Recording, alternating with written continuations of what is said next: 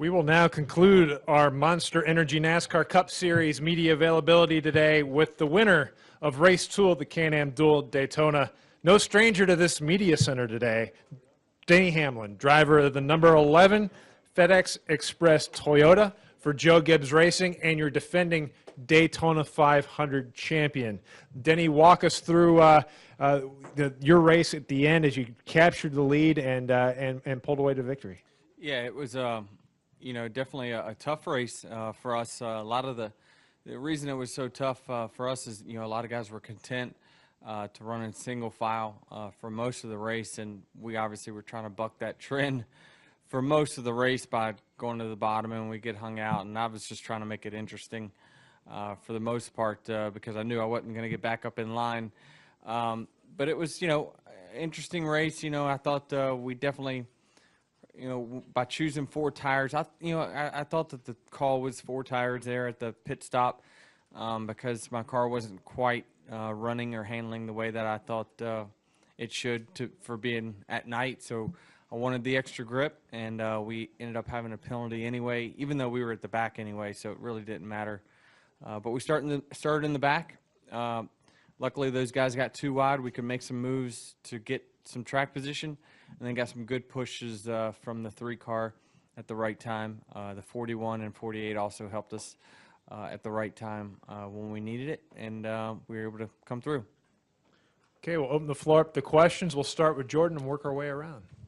Jordan Bianchi, SB Nation. Denny, it's a dual qualifying race, obviously, but in the grand scheme, looking towards Sunday, is this send a message a little bit that, hey, you know what, we're still the guys to beat? There's been a lot of talk about the Fords this week and everything else, but this is still the defending champ. We're still Joe Gibbs Racing. We were fast last year. We're fast again.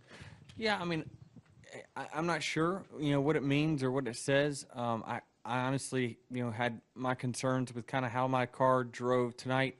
I wasn't overly excited about it. I think we still got to work on it just a little bit in practice to make it a little bit better and do the things that I need it to do. But overall, pretty happy with the result. Nonetheless, I think we had a little bit different racetrack tonight than what I'd say a lot of different racetrack than what we're going to have in the 500. So if you're struggling at all with handling tonight, you're going to have some big issues on Sunday. So we got to go to work and make sure that we got a car that can win on Sunday. Come up front to Jerry and then over to Bob.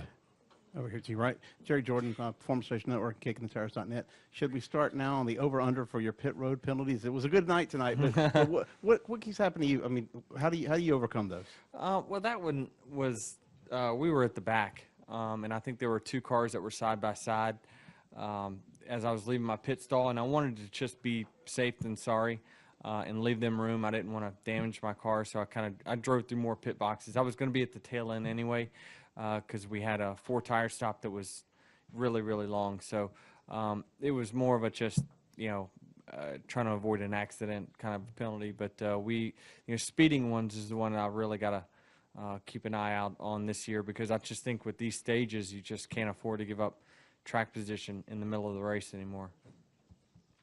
Next to Bob. Bob Hockress, ESPN. When you're trying to get by Dale Jr. and he's zigzagging in front of you, and you know that he's come back after being gone, is there any? No. No?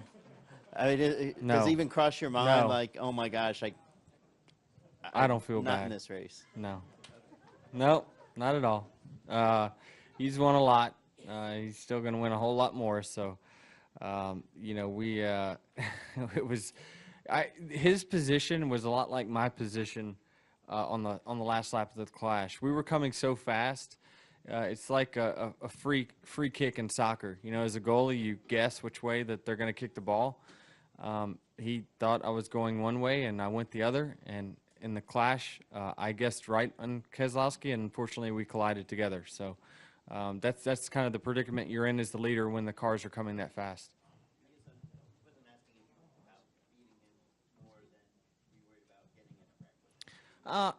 Oh no, it never crossed my mind about getting in a wreck with him. He can control his car on these tracks amazingly. I mean, he does pretty incredible things on these super speedways, and I feel like I can control mine pretty well. So he's the guy in my mind that like I can run within inches of, and he's going to hold his line, and I'm going to hold my line. So, I was pretty comfortable with that. Any additional questions for Denny? We'll come up front. Aaron Bearden, kickingthetires.net. Denny, a lot of your teammates were in that first race. The only one you really had in this one was Eric Jones, kind of, and he had the issues early. So how much does that change the way you kind of ran through this race, and how much of a statement do you think it makes that you were still able to bring home the win? Yeah, it was different. Last year I was in my own duel as well. I don't know how it always ends up that way where we're on our own, but we had a great shot to win last year before. I just didn't I made a bonehead move and let Junior get position on us. But it's just you find teammates, you find people that you work well with.